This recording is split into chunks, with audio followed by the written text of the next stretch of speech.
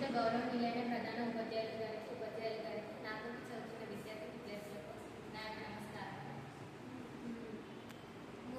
ముందుగా ఇస్టస్ కూకట్పల్లి అధ్యక్షులు మహాశృంగదాస్ గారికి ధన్యవాదాలు. ఎందుకంటే వారే కార్యక్రమాన్ని చేయమని తెలిపారు. ముందుగా మా అందరి తరఫున ధన్యవాదాలు. నా పేరు రేవతి. నేను హెచ్ఎస్సి ఫస్ట్ ఇయర్ చదువుతున్నాను. ముందుగా మనం మాట్లాడబోయే అంశం సుస్థిరత, గాలి, నీరు మరియు నేల. ఈ మూడు మనకు దేవుడిచ్చిన గొప్ప వరం. వీటినే మనం చాలా వరకు కాలుష్యం చేస్తున్నాం. దీంట్లో మెయిన్ గాలి మన ఆరోగ్యానికి సంబంధించిన దాని అది లేనిది మనం బతకలేము. దానిలో మనం ముఖ్యంగా అంటే 4 టైప్స్గా మనం వాటిని పొల్యూషన్ చేస్తున్నాం. ఒకటి స్మోకింగ్, సెకండ్ వెహికల్స్ వాడడం, ఫోర్త్ ఫ్యాక్టరీస్ నుంచి వస్తున్న పొగ. ఆ పొగ వల్ల చాలా రకాలైన వ్యాధులు పుట్టున్నాయి. దానివల్ల మనం సఫర్ అవుతున్నాం.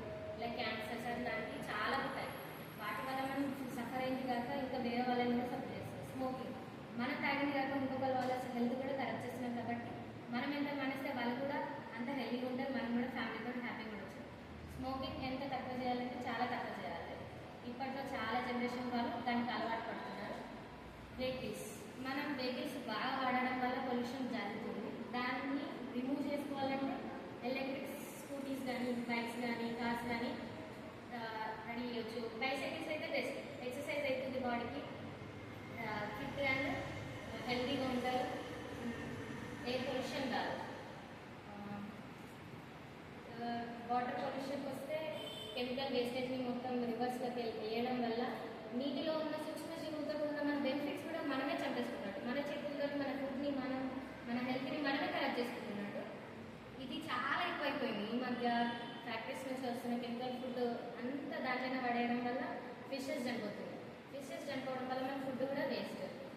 దాంట్లో ఉన్న సూక్ష్మజీవులు చనిపోవడం వల్ల మన హెల్త్కి హెల్ప్ అయ్యే అది కూడా వేస్ట్.